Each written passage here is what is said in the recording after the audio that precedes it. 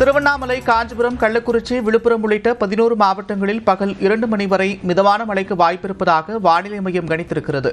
கூடுதல் விவரங்களோடு செய்தியாளர் லிபிகா இணைக்கிறார். லிபிகா, விவரங்கள்.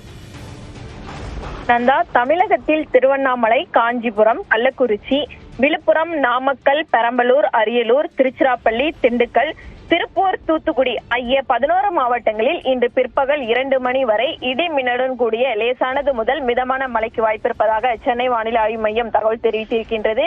காலை சென்னை உள்ளிட்ட 12 மாவட்டங்களுக்கு மிதமான மழை தொடரும் என அறிவித்திருந்த நிலையில் தொடர்ச்சியாக தற்போது 11 மாவட்டங்களுக்கு இன்று பிற்பகல் 2 மணி வரை இடி மின்னலுடன் கூடிய மிதமான மழைக்கு வாய்ப்பிருப்பதாக சென்னை வானிலை ஆய்வு மையம் தகவல் தெரிவித்திருக்கின்றது. நந்தா, நன்றி லிபிகா, விவரங்களுக்கு.